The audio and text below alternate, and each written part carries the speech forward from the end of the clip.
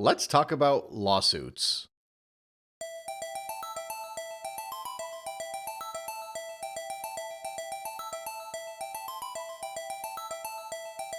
You may have heard the news that Nintendo is suing the accessory maker Genki for showing off a mock-up of the Nintendo Switch 2 at the CES 2025 booth.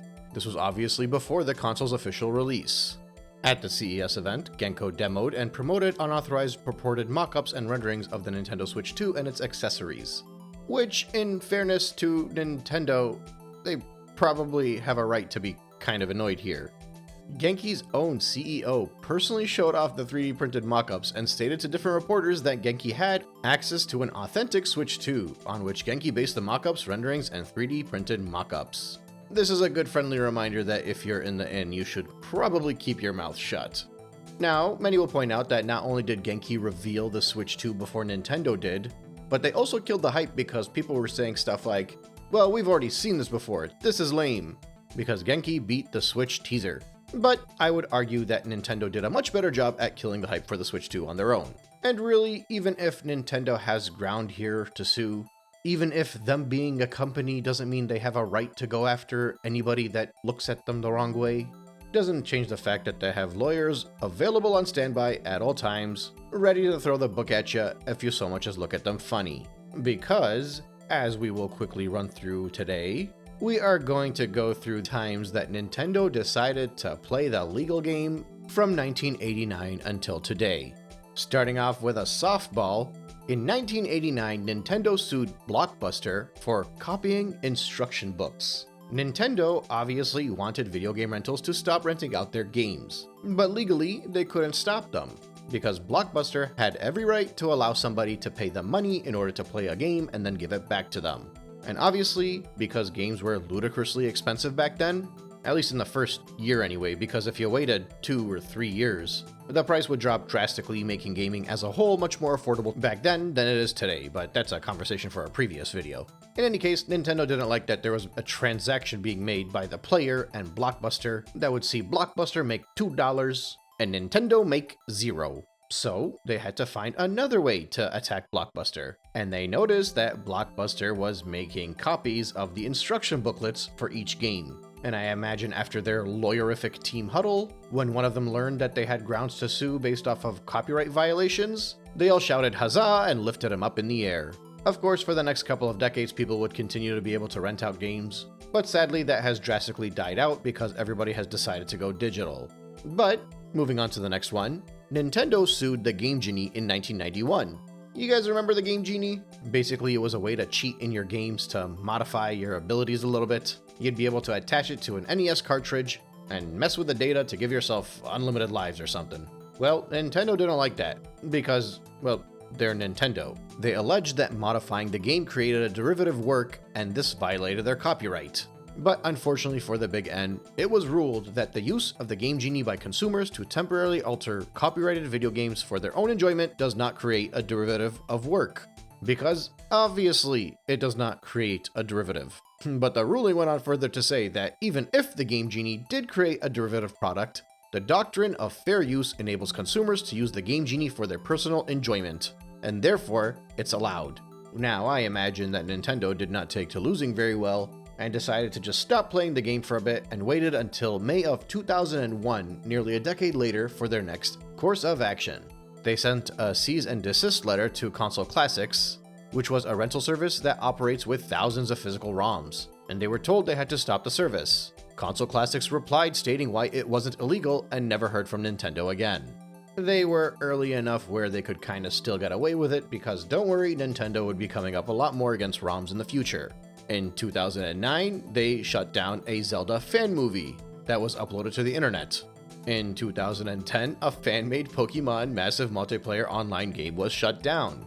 But not just shut it down, they asked them to surrender the domain name as well. But that's not all they were able to pull off in 2010. In April of 2010, the MLG Orlando had a Super Smash Bros. Brawl tournament and was not allowed to stream that tournament online because Nintendo didn't give MLG the necessary live streaming rights. This is my favorite one though. In 2013, Nintendo claimed ad revenue on videos from users on YouTube. They used the YouTube Content ID to claim revenue from user-generated videos. the company registered its copyright content on the system in order to include or claim money from video ads. Oh man, this stuff never would have happened during Reggie Nawada's time. Oh, wait, that was during Reggie Nawada's time. Okay, and later on after that, in October of 2013, a fan-made version of the NES Super Mario Bros. Game was made to run on browsers with widescreen support. This was 28 years after Super Mario Bros. Came out. But regardless, Nintendo threatened with legal action and forced the Nintendo fan to remove the working game, which is kind of sad, but I mean, at the end of the day, they were trying to sell Super Mario Bros. For the 400th time, so I kind of get it. But this is even sadder. In January of 2014, a book about Earthbound's development was cancelled. Marcus Lindblom, the English translator for the original Earthbound, decided to make a book talking about the time that he spent working on that game. He contacted Nintendo to get an approval, but the company replied telling him that he signed an NDA and he could not publish the book. Yeah, I feel like there was probably a nicer way to go about this. Maybe just kind of be like, hey, go ahead, write the book, make it look nice, don't speak ill of us, and we have a deal. But no, they're just like, shut up and sit down. Later on in 2014, a Game Boy Advance emulator on the iOS was taken down. Oh yeah, and this emulator was made by a high school student, and it was created without a jailbreak, but Nintendo still sent them a takedown requesting to remove the code from GitHub. In January of 2015, Nintendo shared cut of content creators' revenue on YouTube. You thought we were done talking about YouTube before? Oh no, this one's better. They created the Nintendo Creators Program. This was done to allow YouTube users to create content from their games, but only the ones whitelisted from the company, and give Nintendo a cut of the ad revenue of each video. This was a decade ago, mind you, but it gets better. In July of 2015, a Game Boy Advance browser emulator was taken down. In September of 2015, videos about speedruns and ROM hacks are removed from YouTube. Now, to reiterate, this is 2015. Fan content had been around for quite a while. YouTube had been around for quite a while. But the archaic Nintendo just could not get up to speed with how things work, failing to even consider the possibility of how much larger their fandom would grow potentially through these fan-made endeavors, as well as the goodwill they could potentially receive. But no, I imagine somewhere deep down inside there, they were thinking to themselves, well, of course they're not buying the Wii U. That guy over there is speedrunning. But then, April 2015, a Unity indie developer made a fan recreation of the first level of Mario 64, and only a few days later received a copyright infringement notice for the web player and the standalone builds of the game. And then in November of 2015, a Zelda maker is taken down. Fan-made game. Created, and Nintendo copyright claimed the creator videos on YouTube and sent a DMCA notice to Mediafire where the game was hosted. That one apparently still exists. The creator revamped the project with new assets and a new name, Runia. And these kind of patterns continue for a while. In April of 2016, a group of fans made a voxel version of the first Zelda game. Nintendo issued a copyright strike and told them to remove the game.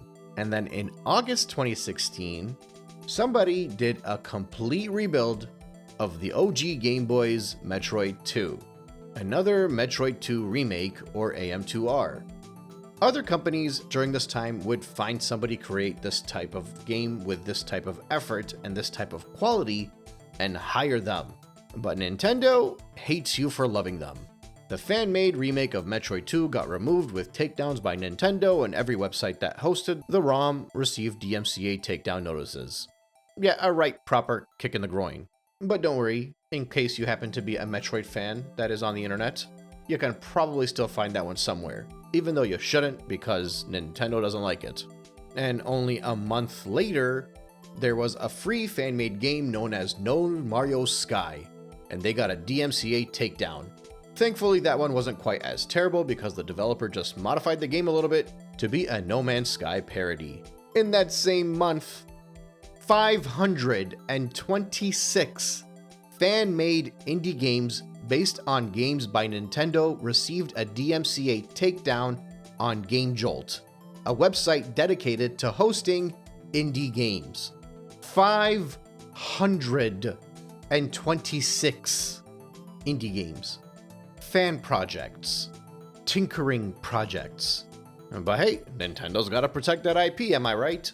Which is why the next few months they ended up taking down Pokemon Uranium, they ended up canceling Pokemon Prism, but then in 2017, we get one that's a little bit different. Dating back to around 2011, two guys from a Japanese car site, Clickcar, dressed up as Mario and Luigi and started karting around Shibuya. It kind of became a thing for a while. But of course, Nintendo couldn't really sue anybody for dressing up as Mario and go-karting. But of course, eventually, somebody flew too close to the sun. They named their company Maricar, which of course meant that Nintendo would sue them for copyright infringement claims, and also for alleging that they're violating the country's Unfair Competition Prevention Act.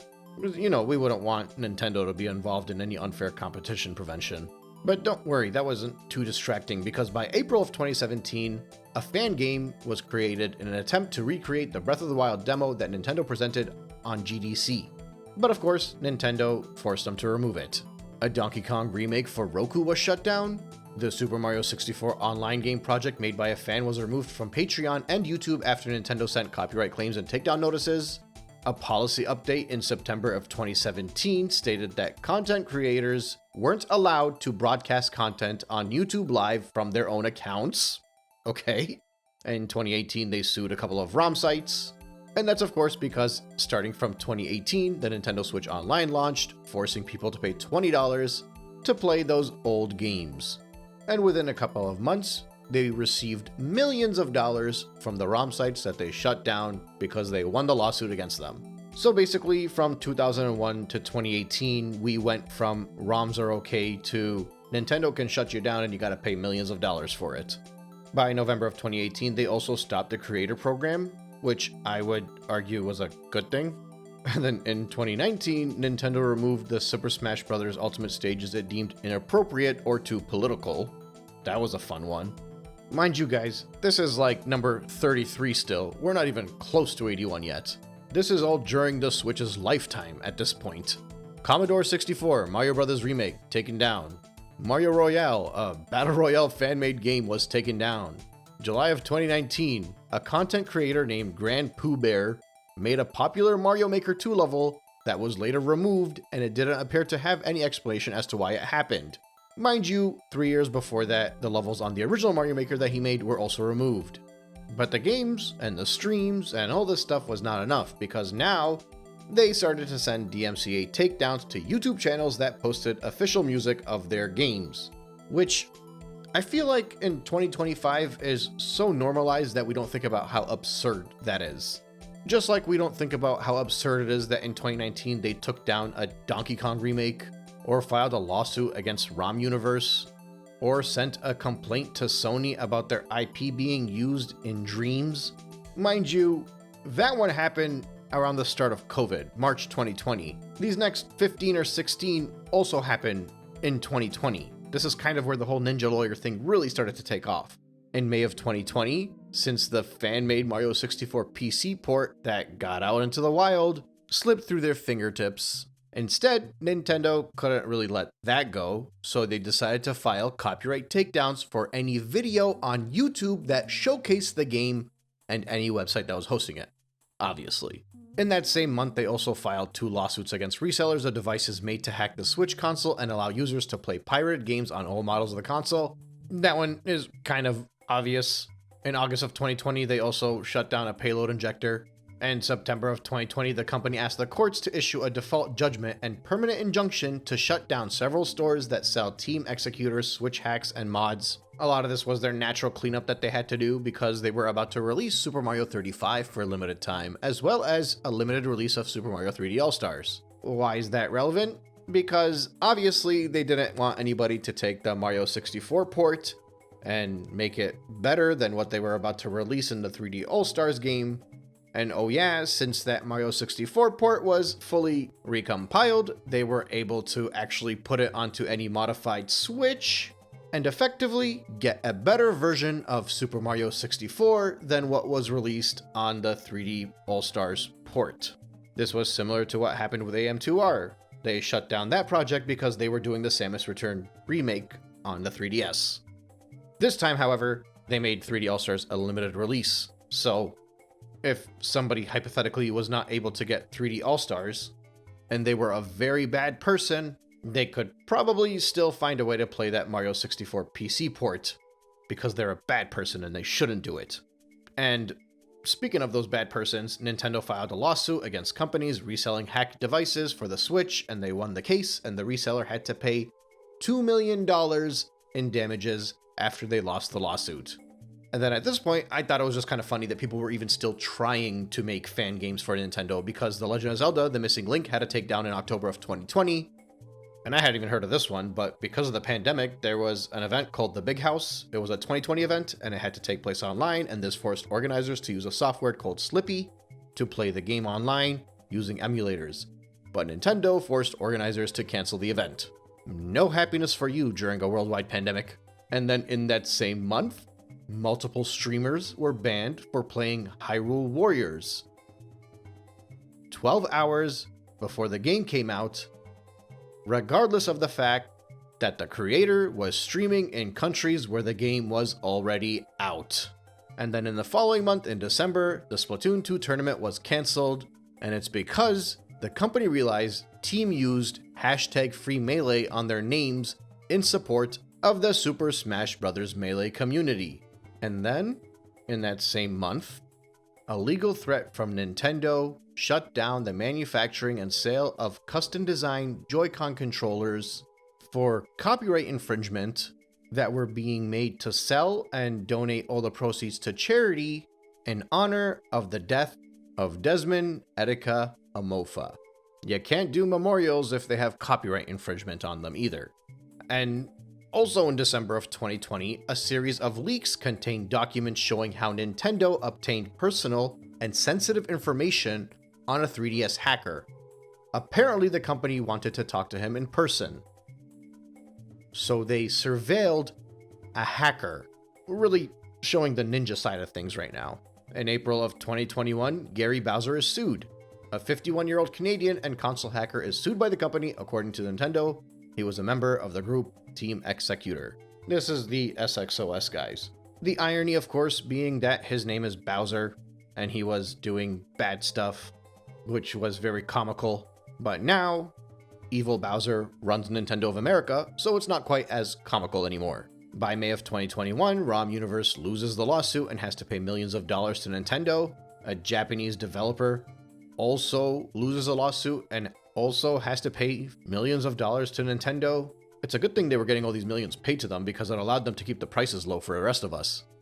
Prime 2D was shut down.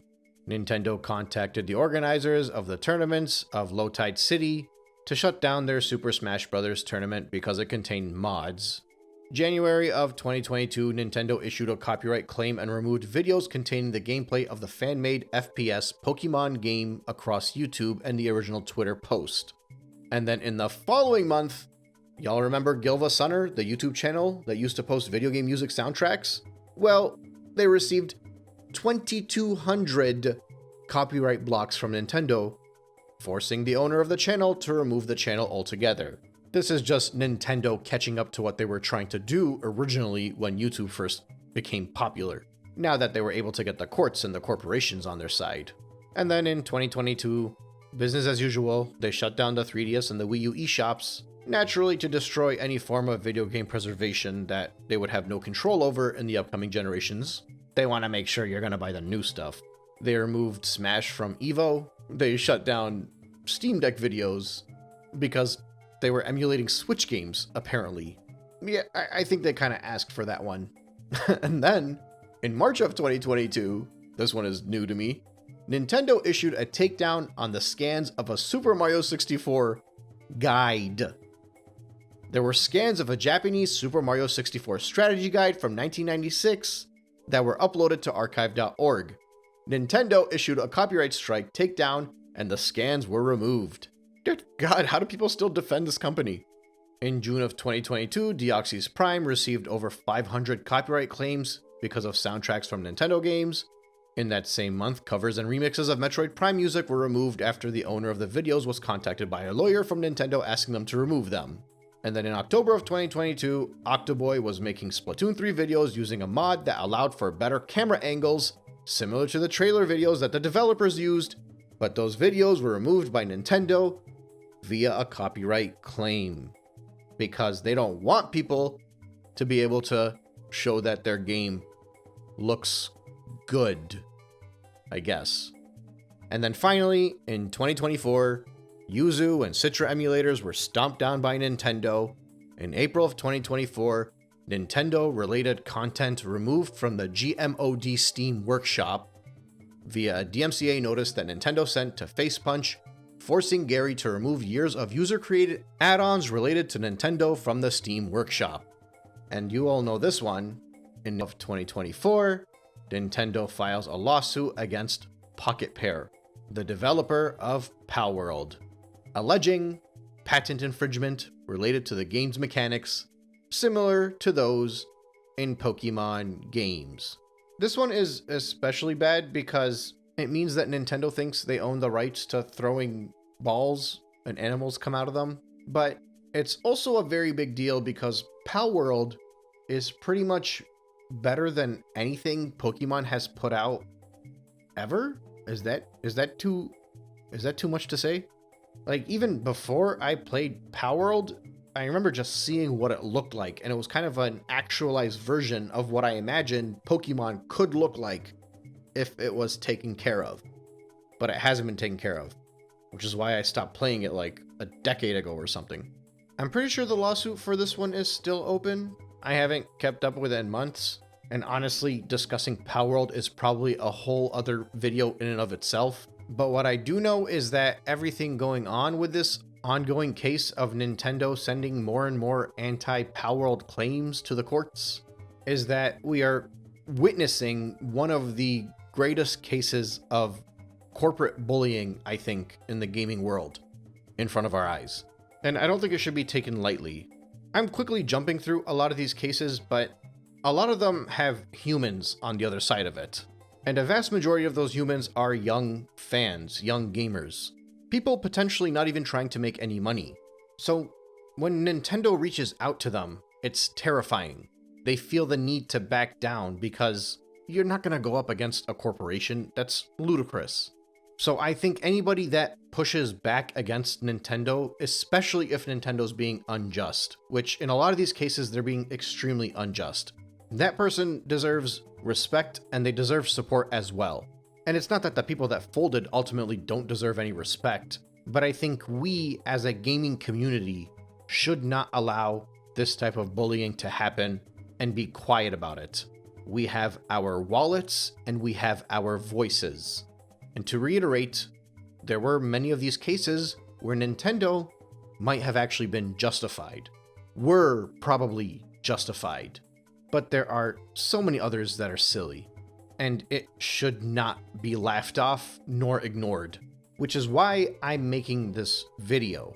I wanted to mention every single case, even if I wasn't going into deep detail about every single one of them, because I want you to understand just how trigger happy Nintendo is, how much more trigger happy they are than pretty much any other big company in the industry. They are ruining lives, belittling people's work, and quite frankly, making it very hard for many people to see them as anything more than a giant greedy corporation.